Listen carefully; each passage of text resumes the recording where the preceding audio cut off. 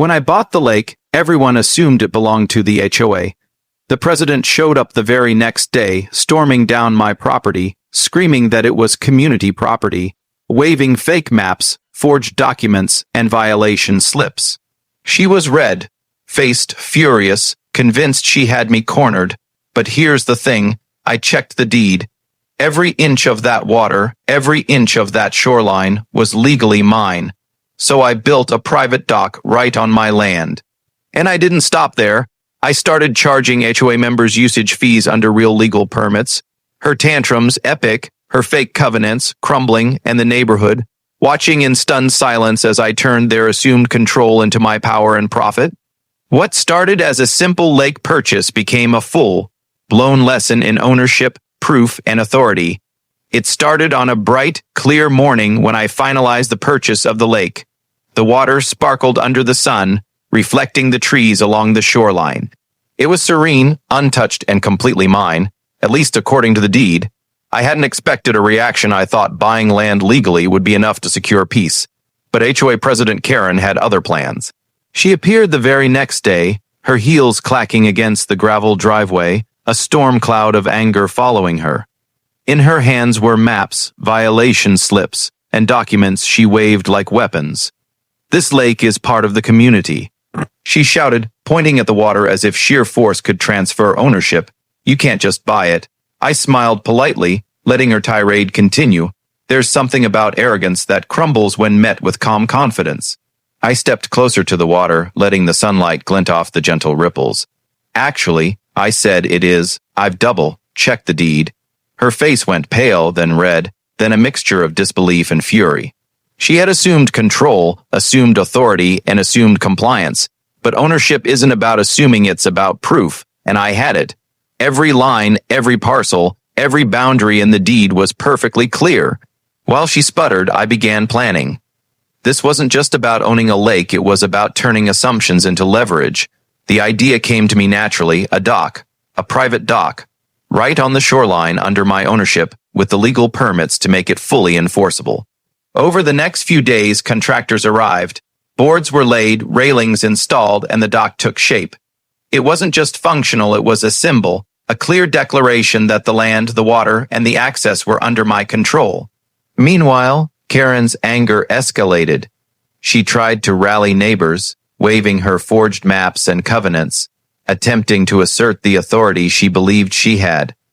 But every action she took was met with calm logic, legal proof, and the quiet authority of someone who knew the law and owned the land. By the end of the week, the dock was complete. It gleamed under the sun, perfectly aligned along the lake and fully permitted. I posted signage politely but firmly, "Private dock usage fees apply." The HOA assumed control had just been flipped. What they thought was community property was now clearly, undeniably mine. Every member who wanted to access the lake would have to comply with my rules and pay for the privilege. Her tantrums had begun, but they would only grow more spectacular in the days to come. The moment the dock was completed, Karen's reaction was immediate and explosive. She stormed down the gravel path, waving her forged maps like a sword, flanked by a few board members who clearly weren't sure whether to support her or just quietly leave. "This is illegal," she yelled, her voice echoing across the lake. "You cannot charge HOA members for access. This is community property." I leaned against the railing of my brand new dock, the sun reflecting off the polished boards. Calmly, I handed her a copy of the deed and the permits. "Actually," I said, "it's fully legal. I own the land, I own the dock, and every person who uses it now does so under my terms." Her face went from anger to shock, and then, predictably, to rage. She lunged forward, demanding that I remove the dock immediately, but by this time, I had already installed the signage, the fee system, and the access rules. Every approach to the dock was documented, every visitor logged, every payment tracked. HOA members who had assumed the lake was theirs were now faced with a new reality. If they wanted to launch their boats or even dip a toe, they had to comply with the rules I set. A few murmured complaints arose, but the legal proof was irrefutable. Every transaction, every permit, Every document supported my position. Within days, Karen's tantrums escalated into lawsuits and threats. She contacted attorneys, tried to rally the HOA board, and even sent formal letters claiming rights she didn't have. But the court of law wasn't swayed by yelling or intimidation. It responded to deeds, permits, and proof. Every claim she made crumbled under scrutiny, exposing years of fabricated covenants and false assumptions. Meanwhile, the dock wasn't just a victory, it was a revenue stream. Every member who approached had to pay the usage fee, which I carefully documented and collected under fully legal permits. What had been a showdown of anger and assumed authority had become a powerful, enforceable system, with me in complete control. Neighbors who had once viewed the HOA as untouchable began to murmur.